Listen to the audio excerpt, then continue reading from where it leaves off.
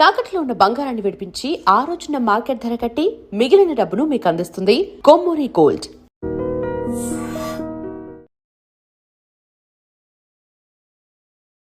నేను మీ Atluri Ganesh, investment banker and founder of rupee company. AI ఈ పదం తెలియని వాళ్ళే లేరు ఈ రోజుల్లో. అది వ్యాపారస్తులు కానీ, ఉద్యోగస్తులు కానీ, ఇన్వెస్టర్లు కానీ. గత కొద్ది రోజులుగా ఈ విషయంలో చాలా చర్చ జరుగుతుంది. అయితే ఏంటి ఏఐ? ఈ ఏఐ వల్ల స్టాక్ మార్కెట్ మీద ప్రభావాలు ఏంటో మనం ఈరోజు పూర్తిగా తెలుసుకునే ప్రయత్నం చేద్దాం. మనతో పాటు స్టూడియోలో రేవంత్ గారు ఉన్నారు. నమస్తే రేవంత్ గారు. సార్ నమస్తే అండి. నమస్తే రేవంత్ గారు. మనం కొద్ది రోజులుగా చూస్తున్నాం, అంటే గత 1 yearగా చూసుకుంటే ఐటీ స్టాక్స్ అన్నీ కూడా, అంటే టాప్ స్టాక్స్ అన్నీ కూడా 30-35% కరెక్షన్ జరిగింది. అంతేకాదు, అంటే గత కొన్ని రోజులు ఎక్స్పర్ట్స్ అందరూ కూడా మనకి వచ్చి చెప్తున్నారు, అంటే ఏఐ వల్ల కొంత ఇంపాక్ట్ ఉండొచ్చు అనేది కూడా. ఏఐ సమ్మిట్లో కూడా మన ఎక్స్పర్ట్స్ జోహో అధినేత ఆయన కానివ్వండి, అలాగే ఇంకా టీసీఎస్ వాళ్ళు కానివ్వండి, ఇన్ఫోసిస్ వాళ్ళు కానీ, వీళ్ళందరూ వచ్చి చెప్తున్నారు. అసలు ఏంటి అంటే, మనం అంటే ఓవర్ వాల్యుయేషన్ నుండి రైట్ వాల్యుయేషన్కి వచ్చినాయి అనాలా? అంటే పిఈ రేషియో సాధారణంగా మనకు తెలుసు, మార్కెట్లో ఐటీ స్టాక్స్ పిఈ రేషియోస్ కొంచెం ఎక్కువ ఉంటాయి. సో దాన్ని మనం వాల్యుయేషన్ పరంగా ఎలా చూడాలి, అసలు దీని ఇంపాక్ట్ ఎలా ఉంటుంది? సో ఏఐ వస్తుంది, అది కొంత మార్కెట్ని డిస్టర్బ్ చేస్తుంది అనే విషయం కొత్త అంశం కాదు.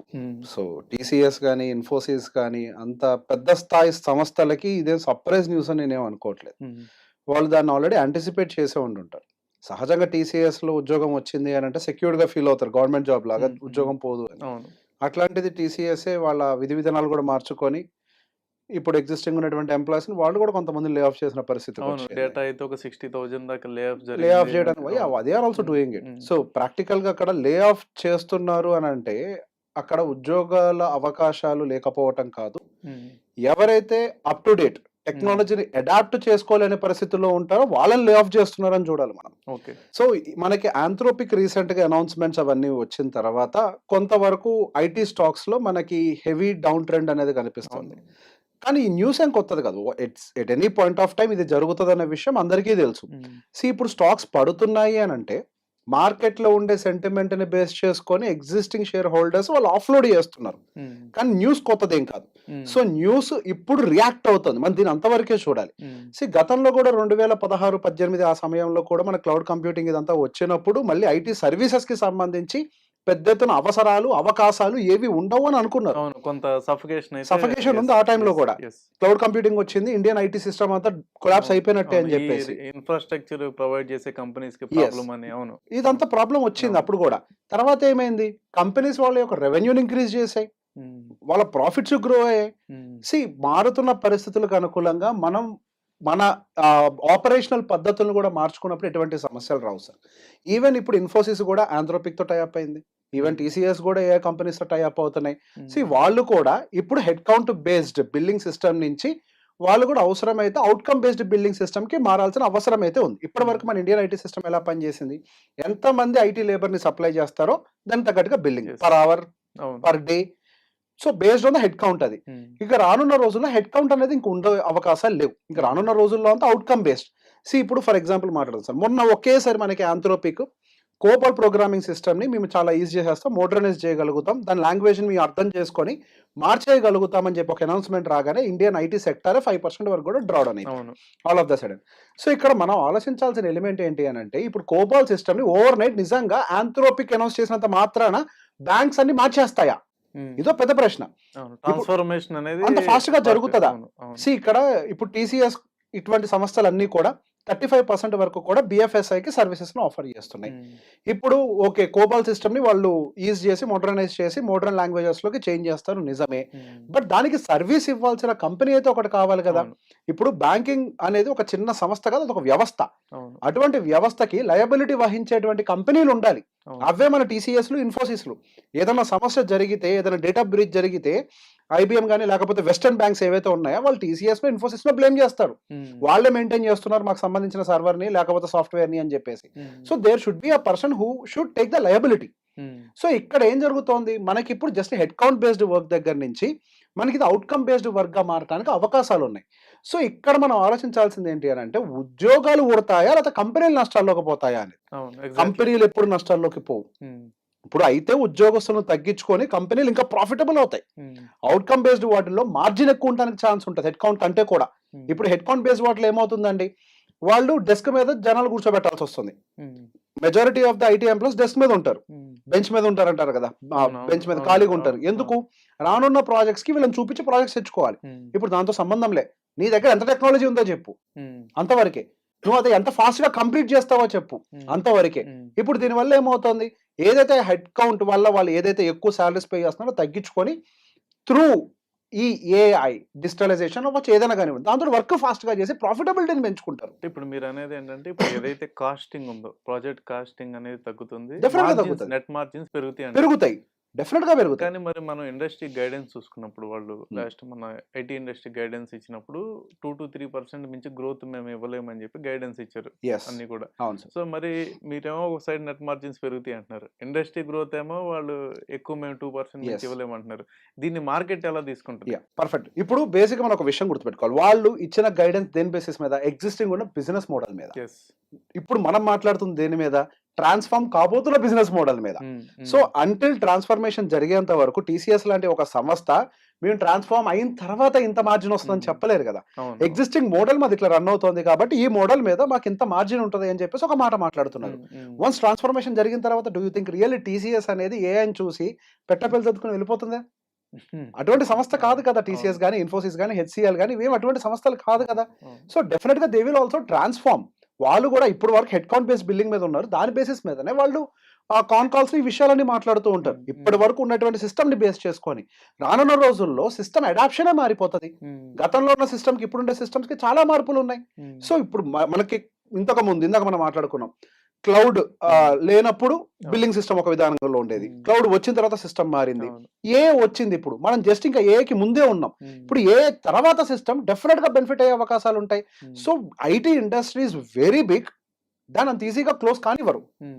IT industry is contributing 10% to the GDP. అది ఒక విషయం తీసి పక్కకు పెడితే it is not just about the GDP contribution. IT industry ఎన్నో వైట్ కాలర్ జాబ్స్ ని క్రియేట్ చేసింది. మీరు అన్నట్టు ఈ 10% లో కూడా హై రెవెన్యూ ఇన్కమ్, అంటే హై ఇన్కమ్ తీసుకునే వాళ్ళు ఐటీలోనే ఉంటారు. ఆల్మోస్ట్ మనకి 70% ఐటీ ఇండస్ట్రీలోనే ఉంటుంది. ఇప్పుడు ఒక ఫార్మా వల్ల ఒక సిటీ బిల్డ్ అయింది, మెట్రోపాలిటన్ సిటీ బిల్డ్ అయింది అంటే లేదు. అవును. ఒక అగ్రికల్చర్ వల్ల బిల్డ్ అయింది అంటే లేదు, లేదా వేరే ఇతర ఆటోమొబైల్ వల్ల బిల్డ్ అయింది అంటూ లేదు. కానీ ఐటీ వల్ల ఒక హైదరాబాద్, ఒక బెంగళూరు, ఒక పూణే, ఒక గుర్గాన్ సిటీస్ నిర్మించబడ్డాయి ఐటీని బేస్ చేసుకొని. అండ్ వాళ్ళు పే చేసే ట్యాక్సెస్, వాళ్ళు పెట్టేటువంటి ఎక్స్పెండిచర్స్. ఒకవేళ నిజంగా ఐటీ వ్యవస్థ కుప్పకూలిపోయింది అని అంటే భారతదేశ వ్యవస్థ మొత్తం కుప్పకూలిపోవాల్సిందే. అది కేవలం ఐటీకే పరిమితం కాదు. ఇప్పుడు ఏదైతే వచ్చిందో ఉద్యోగాలు కోల్పోయేది కేవలం ఐటీ ఉద్యోగులు మాత్రమేనా? ఇప్పుడు డేటా ఎనలిస్టులు కోల్పోరా? స్టాక్ మార్కెట్ లో ఎనలిస్టులు కోల్పోరా? ప్రతి ఫీల్డ్ లో ఎనలిస్టులు కోల్పోతారు కదా, ఎందుకు మీడియా హౌస్ లో మాత్రం కోల్పోరా? ప్రతి చోట కోల్పోతారు. ఇక్కడ ఎవరు ఉద్యోగాలు కోల్పోతారా అంటే ఎవరైతే సిస్టమ్ ని అడాప్ట్ చేసుకోరు, న్యూ సిస్టమ్ ని, వాళ్ళు ఉద్యోగాలు కోల్పోతారు. ఇప్పుడు కంప్యూటర్ రాకముందు ఒక యుగం మంది, కంప్యూటర్ తర్వాత ఒక యుగం.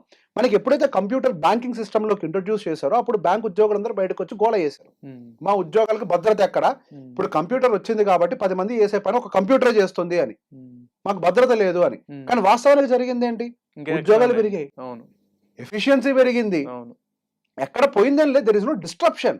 ఇంకొక మాటలో మాట్లాడుకుందాం, ఇప్పుడు ఏఐ ప్రోడక్ట్ వచ్చింది సార్, ఇప్పుడు ఆ ఏఐ ప్రోడక్ట్ ని వాడి రకరకాల సిస్టమ్స్ ని బిల్డ్ చేస్తున్నారు, అది బిజినెస్ కు వాడుకుంటున్నాం. మనం ఇక్కడ B2B మోడల్ లో మాత్రమే చూస్తున్నాం. ఈ ఏఐ అనే ఒక బిజినెస్ ఇంకొక బిజినెస్ కి వాళ్ళ సర్వీస్ ని ఆఫర్ చేస్తున్నారు. కానీ ఈ బిజినెస్ ఎవరికి సర్వీస్ ఆఫర్ చేస్తుంది? క్లయింట్ కి. క్లయింట్ ఎవరు? మనలాంటి retail. End of the day end product ని కన్సూమ్ చేయాల్సింది మనమే. ఇప్పుడు బ్యాంకింగ్ వ్యవస్థకు వాళ్ళు సర్వీస్ ప్రొవైడ్ చేయొచ్చు, కానీ బ్యాంకింగ్ ని వాడాల్సింది ఎవరు? End user.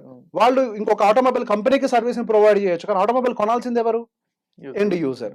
రైట్. మరి ఎండ్ యూజర్ కి ఉద్యోగాలు లేకపోతే ఇంకా అసలు ఆ వ్యవస్థ ఎక్కడ నిలబడుతుంది? సో ప్రాక్టికల్ గా ఇప్పుడు ఉద్యోగాలు పోతాయి, ఏ రావటం వల్ల మొత్తం కొలాప్స్ అయిపోతుంది అని అంటే, ఏ నిజంగానే అటువంటి పనే చేసింది అని అంటే అసలు there is no business for a company also. అసలు ఏ కంపెనీకి చేయడానికి పనే ఉంది? That will not happen. ఇక్కడ ప్రాబ్లం అంట్లా ఏంటి అంటే transformation. The biggest challenge with the Indians ఏంటి అని అంటే, we don't accept the transformation immediately. ఏ వచ్చింది, నాకు ఈ లాంగ్వేజ్ వచ్చు, ప్రాక్టికల్లీ స్పీకింగ్ సార్ అందరికి. ఇప్పుడు చాలా మంది ఐటీ ఎంప్లాయీస్ కూడా ఉన్నారు కదా, ఐటీ ఎంప్లాయీస్ లో ఏఐ బేస్డ్ బ్రౌజర్లు కూడా వచ్చాయి. ఎంతమందికి తెలుసు బ్రౌజర్ల గురించి? ఎవరికీ తెలియదు. బ్రౌజర్ కి దగ్గర బ్రౌజర్ కి కమాండ్ ఇచ్చిన చాలా పనులు చేసి పెట్టేస్తుంది. ఇంకా మన భారతదేశంలో హౌ టు గూగుల్ అన్న దగ్గరే ఉన్నాం. ప్రపంచం ఎక్కడికో పరిగెడుతోంది. గూగుల్ వాడినంత మనం ఏ మర్చిపోండి, అసలు హౌ టు గూగుల్ దగ్గర ఆగిపోయాం. క్రోమ్ ఇన్స్టాల్ చేయడం తెలియదు చాలా మందికి. ఈ రోజుకి ఎంతమందికి తెలుసండి? రెడీమేడ్ గా కంప్యూటర్ కొనుక్కుంటే అందులో క్రోమ్ ఉంటే వాడటం వస్తుంది, కానీ క్రోమ్ ఇన్స్టాల్ చేయడం వచ్చా? డిఫాల్ట్ గా అప్డేట్ అండ్ మెసేజ్ అయితే తప్ప తెలుసా క్రోమ్ వాడటం? మరి ఇప్పుడు లోపం ఎవరిలో ఉంది? వచ్చి ఉద్యోగాలు పోగొట్టదు. ఎవరైతే అప్ టు డేట్ లేరో, ఎవరైతే పొటెన్షియల్ గా లేరో వాళ్ళని తీసుకెళ్లిపోతుంది. అంటే తప్పదు. అంటే ఇప్పుడు మీరు చెప్పిన దాని ప్రకారం ఒకటి క్లారిటీ ఉందండి, ఏంటంటే ట్రాన్స్ఫర్మేషన్ పీరియడ్ లో ఉన్నాము. అవును. ట్రాన్స్ఫర్మేషన్ తర్వాత మార్జిన్స్ పెరిగే ఛాన్స్ ఉంది, ఎందుకంటే ఇది మనం రిజల్ట్స్ ఓరియంటెడ్ గా ఏ పని చేస్తుంది, హెడ్ Definitely. కౌంట్ బేస్ మీద కాదు. ఇది మీరు చెప్పింది. అయితే Yes. ఇప్పుడు ఆల్రెడీ ఐటీ పొజిషన్స్, అంటే మనం ఈ ఐటీ ర్యాలీ చూస్తే హైయెస్ట్ రిటర్న్స్ ఇచ్చింది కూడా కోవిడ్ టైం నుండి కూడా ఐటీ సెక్టర్ బాగా అవును. రిటర్న్స్ ఇచ్చింది. వర్క్ ఫ్రమ్ హోమ్ అవనండి, వాళ్ళ కాస్ట్ రిడక్షన్ అవనండి, అవును. రైట్. ఇప్పుడు ఆల్రెడీ ఇన్వెస్టర్స్ ఉన్నారు, రైట్. కొత్తగా పొజిషన్ తీసుకునే వాళ్ళు ఉన్నారు. ఇప్పుడు వీళ్ళు ఎట్లా దీన్ని చూడాలి? అంటే పొజిషన్ తీసుకున్న వాళ్ళు ఆల్రెడీ 35% మైనస్ లో ఉన్నారు. అవును. లేదు ఈ వాల్యుయేషన్స్ ఫెయిర్ వాల్యుయేషన్స్ కి వచ్చినాయి, ట్రాన్స్ఫర్మేషన్ ఫేజ్ తర్వాత ఇవి మళ్ళీ పెరుగుతాయి. సో ఇప్పుడు ఉన్న పిఈ మల్టిపుల్స్ ప్రకారం మనం తీసుకోవచ్చా కొత్త పొజిషన్స్? అసలు వీళ్ళు ఎలా దీన్ని ఎలా చూడాలి? రియల్ మనీ ఎక్కడ తయారవుతుంది అంటే సార్, మార్కెట్ పడ్డప్పుడే తయారవుతుంది. ఇది నిజమే కదా, ఎస్. ఇది ప్రాక్టికలే కదా. రాకేష్ జుంజున్వాలా పోర్ట్ఫోలియో తీసుకోండి, ఎనీ బిగ్గెస్ట్ ఇన్వెస్టర్ పోర్ట్ఫోలియో తీసుకోండి, ప్రతి ఇన్వెస్టర్ పోర్ట్ఫోలియో ఖచ్చితంగా 3 సార్లన్నా 60% ఫాల్ చూసుకుంటది. ఇది నిజమే కదా. అవును. వాళ్ళ 60% ఫాల్ చూసిన తర్వాతనే కదా మార్కెట్లో వాళ్ళు కూడా రిటర్న్స్ చేసుకుంది. అవును. ఇది నిజమే కదా. మరి ఒక వ్యవస్థ ఎట్లా డిస్టర్బ్ అయిపోతుంది? లీమన్ బ్రదర్ కొలాప్స్ అయినప్పుడు ఇక ప్రపంచమే పనిచేయదన్నారు. అవును. కరోనా వచ్చినప్పుడు there is no- ఇప్పుడు కరెక్షన్ there is nothing అన్నారు. ఇప్పుడు ప్రతి ప్రాబ్లం వచ్చినప్పుడు ఇక్కడ ప్రాబ్లం ఏమవుతుందంటే సార్, ఎవ్రీ టైం మనము ఒక కొత్త ప్రాబ్లమ్ ని చూస్తాం. కొత్త ప్రాబ్లమ్ ని చూసినప్పుడు దెర్ ఇస్ నో సొల్యూషన్ అనుకుంటాం. కోవిడ్ వచ్చింది, దెర్ ఇస్ నో సొల్యూషన్ అన్నారు, ఆగిపోయిందా? కొత్త హైట్స్ కి వెళ్ళాం మనం, కొత్త అభివృద్ధులు జరిగాయి, కొత్త కొత్త ఆపర్చునిటీస్ వచ్చాయి, రైట్. అభివృద్ధి చెందాం. లీమన్ బ్రదర్ కొలాప్స్ జరిగింది, ఆగిపోయిందా బ్యాంకింగ్ వ్యవస్థ అమెరికాలో? అభివృద్ధి చెందలేదా అమెరికా? ఇప్పుడు చైనాలో రియల్ ఎస్టేట్ బర్స్ట్ అయింది, ఆగిపోయిందా చైనా? మళ్ళీ దాని మార్జిన్స్ ఇంప్రూవ్ అవటం మొదలు పెట్టలేదా నిదానంగా? ఒక ప్రాబ్లం మనకి ప్రతిసారి స్టాక్ మార్కెట్ లో వచ్చినప్పుడు అది కొత్తగా కనపడుతుంది. పాత ప్రాబ్లం రిపీట్ అయితే అసలు మార్కెట్ పట్టించుకోదు కదా సార్. ఇప్పుడు సేమ్ ప్రాబ్లం, ఇప్పుడు ఏ అనే ప్రాబ్లం 5 ఏళ్ల తర్వాత మాట్లాడితే అసలు మార్కెట్ పట్టించుకుంటుందా? పట్టించుకోదు. ఇప్పుడు రష్యా ఉక్రెయిన్ వార్ స్టార్ట్ అయినప్పుడు మార్కెట్ పడ్డది, కానీ తర్వాత ఎన్నిసార్లు ఎస్కలేట్ అయినా మార్కెట్ పడ్డదా? ఒక్కసారి మార్కెట్ రియాక్ట్ అవుతుంది. ఇప్పుడు మార్కెట్ కి జరుగుతున్న పరిణామం అంతా కొత్త. దీనికి ఒకసారి సొల్యూషన్ ఫైండ్ అవుట్ అయిన తర్వాత వాళ్ళు ఆటోమేటిక్ గా మళ్ళీ మార్కెట్ అనేది దాన్ని ముందరకు తీసుకొని వెళ్ళిపోతుంది. డైజెస్ట్ చేసుకోవాలి. అవును, మీరు అన్నమాట కూడా ఇందాక పాయింట్ కరెక్ట్. కొంత జాబ్స్ మారటం అనేది డిఫరెంట్, కంపెనీస్ ప్రాఫిట్ లో ఉంటాయి. కంపెనీస్ ఎప్పుడు ప్రాఫిట్ మార్కెట్ లో మనం చూసినప్పుడు కంపెనీ ప్రాఫిటే కాదా అనేది మనం చూడాలి. Exactly. ఆ జాబ్స్ కూడా అది పక్కన పెడతాం కాసేపు. Yes. మనం యాజ్ ఇన్వెస్టర్ గా చూసినప్పుడు కంపెనీ సర్వే అవుద్దా లేదా? కంపెనీ డెఫినెట్ గా సర్వే అవుతుంది సార్. అదే మీరు అన్న దాని ప్రకారం అంతే. కంపెనీస్ అయితే అవి చేంజ్ అవుతూ ఉంటాయి, మోడల్స్ అడాప్ట్ చేసుకుంటే ఎగ్జాక్ట్లీ మార్జిన్స్ పెరుగుతాయి. డెఫినెట్లీ. ఇప్పటి వరకు నేను ఇంకో కొత్త యాంగిల్ ని చూస్తున్నా. ఇప్పటి వరకు ఇండియాలో ఉండేటువంటి ఐటీ కంపెనీస్ అని సర్వీస్ ఓరియంటెడ్ గా ఉన్నాయి. అవును. We only exported our IT services to the foreign companies. Yes. Till now we have not developed any kind of product in India. అవును. బట్ ఇప్పుడు ఇండియాలో కూడా స్టార్ట్ అయింది కదా. జస్ట్ లైక్ చాట్ జీపీటీ, మన దగ్గర కూడా ఒక జీపీటీ Sarvam వచ్చింది AI. కదా, సర్వం ఏ Yes. వచ్చింది కదా. And people are also saying that it is much better. అంటే when it comes to the Indian context, అది when compare to other chat GPTs Indian context లో చాలా బెటర్ అని చెప్తుంది కదా. అవును, రీసెంట్ గా కూడా అదర్ రీజనల్ వైజ్ లాంగ్వేజెస్ లో రీజనల్ లాంగ్వేజెస్ వైజ్ గా రావాలనేది కూడా ప్రపోజల్ ఉంది. Yes. కదా, అది కూడా జరుగుతోంది కదా sir. So going further, I strongly believe from the service segment to product development segment వైపుగా ఇండియా అడుగులు వేస్తది. If you observe the government moves, గతంలో ఇన్ఫ్రాస్ట్రక్చర్ మ్యానుఫ్యాక్చరింగ్ మీద ఫోకస్ పెట్టిన ప్రభుత్వం ఇప్పుడు డిజిటల్ ఇండియా మీద ఫోకస్ పెడుతుంది. ఇండియాలోనే డిజిటల్ ప్రొడక్ట్స్ తయారు చేయాలని ఫోకస్ పెడుతుంది. ఇండియాలో తయారైన డిజిటల్ ప్రొడక్ట్స్ కి మనం పెద్దపీట వేయాలి అనే ఒక నేపథ్యంలో జోహో కి సంబంధించినటువంటి ఈమెయిల్స్ ని గవర్నమెంట్ అడాప్ట్ చేసుకుంది. ఒకేసారి ఓవర్ హైప్ క్రియేట్ అయిపోయింది. సో వాట్సాప్ కి ఆల్టర్నేటివ్ ఏవైతే సాఫ్ట్వేర్స్ ఉన్నాయో వాటిని ముందుకు తీసుకొచ్చే ప్రయత్నం చేస్తున్నారు. ఇప్పుడు మన భారతదేశంలో ఉన్నటువంటి స్ట్రెంగ్త్, మన దగ్గర ఉన్నటువంటి జనాభా, ఈవెన్ ఇప్పుడు ఆంథ్రోపిక్ కూడా ఏం చేస్తుంది, ఇండియాలోకి వచ్చి 3-4 నెలల్లో వాళ్ళు ఆఫీస్ పెట్టాలని ప్లాన్ చేసుకుంది. ఎందుకు? వాళ్ళు ఏ ప్రొడక్ట్ తయారు చేసినా India is the biggest market to cell. They have to cell the product here end of the day. ఇప్పుడు వాళ్ళ ఒక ఏ ప్రోడక్ట్ ని వాళ్ళకి తయారు చేసినా కానీ ఐటీ సర్వీసెస్ ని ప్రపంచంలో ఎక్కువగా ఎక్స్పోర్ట్ చేసేదే మనం. అసలు ఆ సాఫ్ట్వేర్ ఒక ఉపయోగం ఉండేది మన టీసీఎస్ లకి, ఇన్ఫోసిస్ లకి. కాంపిటేటివ్ అడ్వాంటేజ్ మన దగ్గరే ఉంది. సో మన దగ్గర అమ్మాలి, ఏం అమ్మినా కానీ. And I strongly believe India from here will transform from regular infrastructure to IT infrastructure. Digital growth అనేది స్లోగా స్టార్ట్ అవుతుంది, డిజిటల్ ప్రోడక్ట్ మ్యానుఫ్యాక్చరింగ్ స్టార్ట్ అవుతుంది. And let me speak one more thing, ఇప్పుడు మన దగ్గర ఉన్నటువంటి యూపీఐ సిస్టమ్ ప్రపంచంలో ఎక్కడైనా బలంగా ఉందా? అసలు లేదు. యూపీఐ మన దగ్గరకు వచ్చి అడుగుతున్నారు, వి డిడ్ ఇట్. అండ్ మన దగ్గర స్ట్రాంగ్ గా పనిచేసే విధంగా ఓలా, ఊబర్, జెప్టో ప్రపంచవ్యాప్తంగా ఎక్కడైనా ఉన్నాయా? ఎక్కడా లేవు. We have that strong eco system. ఇప్పుడు జెప్టో లాంటి సంస్థ 10 నిమిషాల్లో అంతమందిని సర్వ్ చేయగలుగుతోంది. ఎంత స్ట్రాంగ్ డిజిటల్ ఎకో సిస్టమ్ వాళ్ళ దగ్గర ఉంటే సాల్వ్ అవుతుంది, అది పాసిబుల్ అవుతుంది. అట్ ద సేమ్ టైం ఎన్నో కంప్లైంట్స్ వస్తూ ఉంటాయి, ప్రతి కంప్లైంట్ అడ్రస్ చేసే సిస్టమ్ వాళ్ళు బిల్డ్ చేసి పెట్టారు కదా. So Zepto is a digital product కదా end of the day, Zomato is a digital product కదా end of the day. So ఇవన్నీ కన్స్యూమర్ సైడ్ గా ఉన్నాయి. మనం వీటిని బయటకి ఎక్స్పోర్ట్ చేయలేకపోవచ్చేమో for now, but going further we will also build very strong digital infrastructure, products ని ఇక్కడే మ్యానుఫ్యాక్చర్ చేసే సిచ్యువేషన్ మనం కూడా ఎదిగే టైము వెరీ సూనర్ మనకు అది రాబోతోంది. Very good thing. ఇప్పుడు ప్రపంచ దేశాలకు ఐటీ సర్వీస్ కావాలంటే వాళ్ళు ఇండియాకి రావాలి, ఇండియాకి ఐటీ సర్వీస్ కావాలంటే వాళ్ళు ఎక్కడికి పోనవసరం లేదు, ఇండియాలోనే మన దగ్గర ఉంది అది. Right, we have that skill set. So India will definitely focus on digital product manufacturing. దాని మీద ఖచ్చితంగా ఫోకస్ పెడుతుంది. ఇప్పుడు ఏ వచ్చింది, వర్క్ మరింత ఈజీ అవుతుంది. విల్ సి, ఇప్పుడు అమెరికా విషయంలోకి వస్తే there is no talent in America. Practically speaking, Indian talent వాడుకొని వాళ్ళు ప్రోడక్ట్ డెవలప్మెంట్ చేస్తున్నారు. ఈవెన్ అమెరికా మన మీద అన్ని చిందులు వేస్తున్నా కానీ ట్రంప్ ఒక మాట అన్నారు, without Indians we can't grow. Indian talent చాలా గ్రో చేసింది. మన దగ్గర ఆల్రెడీ టాలెంట్ ఉంది, మన దగ్గర జనాభా ఉంది, యువత ఉంది, టాలెంట్ ఉంది. కానీ ఇక్కడ సమస్య ఏంటి అని అంటే, ఇప్పుడు ఆ ఎకో సిస్టమ్ కి ఫిట్ అయ్యే విధంగా మన ఎడ్యుకేషన్ సిస్టమ్ ఇంకా రీడిఫైన్ కాలేదు. అదొక్కటే చిన్న సమస్య. మనం ఇంకా క్రోము, సి ప్లస్ జావాల దగ్గర ఇరుక్కుపోయాం, ఏ దాకా వెళ్ళలేదు. అసలు ఇప్పుడు నేను ఉన్నాను సార్, అసలు I'm no way related to computer, నాకు అసలు సంబంధమే లేదు, నాకు ఆ కోడ్ లాంగ్వేజ్ నాకు ఏమీ తెలియదు. కూర్చొని నా ఓన్ సిస్టమ్స్ నేను బిల్డ్ చేసుకుంటున్నా because of the AI. So basic గా దాన్ని ఎలా వాడాలి, the product designing idea, the work flow, ఒక సీనియర్ సాఫ్ట్వేర్ ఇంజనీర్ ఎట్లయితే ఆలోచిస్తాడో అట్లా ఆలోచించి దానికి వర్కప్ అయితే అదే చేసి ఇంకో ప్రోడక్ట్ ఇస్తుంది. సో ప్రోడక్ట్ అయితే ఇస్తుంది, కానీ ఆ ప్రోడక్ట్ యూనిక్ గా ఉందా లేదా నీ ఐడియా కదా. That is the key role. ఇక్కడ గేమ్ అంతా మార్చబోయేది డెఫినెట్ గా. ఇండియాలో డిజిటల్ ఐటీ అనే మనకి ఐటీ ఇండెక్స్ ఉంది అనుకోండి, నెంబర్ ఆఫ్ స్టాక్స్ తక్కువ కదా, రానున్న రోజుల్లో అది ఎక్స్పాండ్ అవుతుంది. నాస్డాక్ ఎంత బలమైనది అమెరికాలో, ఇండియన్ ఐటీ బలవంతంగా మారుతుంది ఖచ్చితంగా. దాన్ని మరొక కోణంలో చూడట్లేదు. డిస్టర్బ్ అవుతుంది అని అంటే మొత్తాన్ని డిస్టర్బ్ చేసి ఎవరితో వ్యాపారం చేస్తాం, అది ప్రాక్టికల్ కేసు కదా. With whom you will do the business, అంతే కదా. వాళ్ళకి జీతాలు ఉంటేనే కదా you will do business. So business ని పాడు చేసుకునే విధంగా ఏ మాత్రం ఏం చేస్తుంది, దానికి ఫీడింగ్ కావాలంటే డబ్బులు కావాలి. డబ్బులు ఇచ్చేది ఎవడు? End user. End user. ఇక్కడ పాడయ్యే ఎండ్ యూజర్ ఎవరు అని అంటే టెక్నాలజీని అడాప్ట్ చేసుకుని వాళ్ళు, అంతే. It is not just about the IT jobs in any field. Even ఇప్పుడు మన స్టాక్ మార్కెట్ లో మ్యూచువల్ ఫండ్ ఇండస్ట్రీ కూడా ఏమైనా అడాప్ట్ చేసింది. ఇప్పుడు ఒక కాల్ ని రివ్యూ చేయాలంటే గతంలో గంట సేపు పట్టేది, ఇప్పుడు నోట్బుక్ ఎల్ఎల్ఎం పెట్టేసుకుంటే 5 నిమిషాల్లో మొత్తం క్విక్ సమ్మరీ వచ్చేస్తుంది. అది వర్క్ బికమ్ ఈజీ. కరెక్టే. మీరు అంత ఫైనాన్షియల్ సిస్టమ్ లో కూడా ఏఐ మోడల్స్ ప్రతి చోట ఏఐ మోడల్, మనకి చాట్ బోర్డ్స్ వస్తున్నాయి, అవన్నీ కూడా జరుగుతున్నాయి. అకౌంటింగ్ చేస్తున్నాయి. సి ఇప్పుడు even when we take Deloitte, వాళ్ళు ఆడిట్ చేస్తూ ఉంటారు కదా. ఇప్పుడు డెలాయిట్ కూడా ఏమడుగుతున్నారు అని అంటే reduce our billing because you're using AI. వాళ్ళ ఎఫిషియన్సీ కూడా పెరిగింది కదా, స్పీడ్ గా they can acquire more number of clients. ఇక్కడ ఏమవుతుంది, ఈ 1 year లో we can hardly take 2 projects మా దగ్గర ఉండే కెపాసిటీ అని అనుకునే వాళ్ళు ఇప్పుడు 2 projects తీసుకోవడం కాదు, మేము 4 projects కంప్లీట్ చేసి నెక్స్ట్ ప్రాజెక్ట్ కూడా రెడీ అవుతాం అన్న సిచ్యువేషన్ కి వస్తారు. సో మ్యాన్ పవర్ దానికి అయితే కావాలి కదా. Instead of doing 2 projects they will do 4 projects because of the AI. That is only the difference and the efficiency will be more, productivity will be more. End of the day మన Indians పని చేసినంత మళ్ళీ ఎవరు పని చేయలేరు.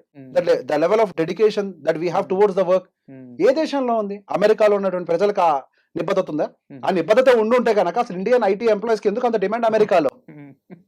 That was the point. ఇక్కడ ఉద్యోగాలు పోతాయంటే ఎవరైతే అడాప్ట్ చేసుకోవడం వాళ్ళకి పోతాయి, ఉద్యోగాలు పోవు. అడాప్ట్ చేసుకోని వాళ్ళే కనిపించకుండా పోతారు. అడాప్ట్ చేసుకున్న వాళ్ళకి ఇది ఒక కొత్త అవకాశం. ఇప్పుడు ఫర్ ఎగ్జాంపుల్ మీరు ఒక నార్మల్ జూనియర్ సాఫ్ట్వేర్ ఇంజనీర్ గా ఉన్నారు, adapt the system, you will become manager directly, not team leader. ఎందుకు? ఇప్పుడు సిస్టమ్ అంతా రన్ అయ్యేది న్యూ టెక్నాలజీ మీద, అది నీకు తప్ప ఎవరికి తెలియదు. You have a greater opportunity to up scale. ఈజీగా వాళ్ళు సీనియర్ ఎంప్లాయీస్ కన్నా కూడా తొందరగా వీళ్ళు అడాప్ట్ చేసుకుంటారు because of their age and all. తొందరగా అడాప్ట్ చేసుకుంటారు వాళ్ళు. సో వాళ్ళు తొందరగా ప్రమోట్ కూడా అవుతారు. ఇప్పుడు ఒకప్పుడు మన ఫస్ట్ లో వచ్చిన ఐటీ బ్యాచ్ కొద్దిగా స్ట్రాంగ్ గా రిటైర్ అయ్యారు. తర్వాత వచ్చే ఐటీ బ్యాచ్ అంతా స్ట్రగుల్ అవుతుంది. ఇప్పుడు మంచి ట్రాన్స్ఫర్మేషన్ జరుగుతుంది. అండ్ ఇక్కడ ఐటీ ఎంప్లాయీస్ కి సాలరీస్ గతంలో ఉన్నంతగా ఉండకపోవచ్చేమో, అంతే తేడా. డిజైన్ స్కిల్ ఎవరైతే ఉంటుందో, అంటే ఒక ప్రోడక్ట్ ని డిజైన్ చేసే విధంగా క్రియేటివ్ ఎవరైతే ఆలోచిస్తారో they will definitely have the good package. End of the day మనిషి ఉండాల్సిందే సార్. ఏ గుర్రం లాంటిది అడ్డదిడ్డంగా పరిగెడుతుంది. మనిషి స్ట్రేట్ గా పరిగెడతాం, ఫాస్ట్ పరిగెట్టలేడు. మనిషి గుర్రం ఎక్కితే ఫాస్ట్ గా స్ట్రేట్ గా పరిగెట్టగలుగుతాం. వితౌట్ మనిషి ఏ పని చేయలేదు. ఏ లయబిలిటీ తప్పు జరిగితే మనిషే తీసుకోవాలి, మనిషే దాన్ని చెక్ చేయాలి.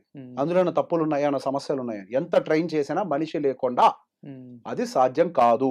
ఇప్పుడు ఎంత ఫాస్ట్ బుల్లెట్ ట్రైన్స్ ఉన్నా ఆటోమేటిక్ గానే జరుగుతున్నాయి. ఇప్పుడు ఫ్లైట్స్ కూడా ఆటోమేటిక్ గానే వెళ్ళిపోతున్నాయి. మరి ఎందుకు పైలట్? మనిషి లేకుండా ఏ సిస్టమ్ ని అప్పచెప్పరు. So only the difference is ఇప్పుడు మారుతుంది కాబట్టి ట్రాన్సిషన్ పీరియడ్ లో మనం ఇవన్నీ వింటున్నాం. ఎప్పుడు వ్యవస్థలు కుప్ప కూలిపో. సో 3 విషయాలు మీరు క్లియర్ చేశారు రేవంత్ గారు ఈరోజు. ఒకటి, జాబ్స్ పోతున్నాయి అనే దాని మీద మీరు చాలా క్లారిటీగా మాట్లాడారు. అంటే జాబ్స్ అడాప్ట్ చేసుకోకపోతే టెక్నాలజీని పోతాయి తప్ప జాబ్స్ పోయే పరిస్థితి లేదు. అంటే అడాప్ట్ చేసుకుంటే మీరు కొత్త ఆపర్చునిటీస్ని వాడుకోగలరు. You can scale up. Second, companies IT sector మీద, అంటే కంపెనీస్ అనేది లాస్లోకి వెళ్ళవు. ఎప్పుడైతే టెక్నాలజీ ట్రాన్స్ఫర్మేషన్ ఫేజ్ వచ్చేసిందో కంపెనీస్కి ఇంకా అది అడ్వాంటేజ్ అవుతుంది in terms of profits, in terms of services or products కూడా కొత్తవి తీసుకురావచ్చు. ఎప్పుడైతే ఈ ప్రొడక్ట్స్ వస్తాయో మనకి ఇంకా ఐటీ ఇండెక్స్ లో ఇంకా కొత్త కంపెనీలు వచ్చే ఛాన్స్ ఉంది కాబట్టి సో కంగారు పడాల్సిన పని ఏం లేదని 3 విషయాలు క్లియర్ చేశారు. థ్యాంక్ యూ రేవంత్ గారు. Thank you so much. And for more videos, Please subscribe to iDream. Please subscribe to iDream. Please subscribe iDream. And please subscribe to iDream. For more videos, subscribe to iDream. please like, share and subscribe to the channel. Congratulations, iDream. Subscribe to iDream. Subscribe to iDream. So subscribe to iDream Media. iDream team అందరికి huge congratulations. Please subscribe iDream Media. Please subscribe to iDream.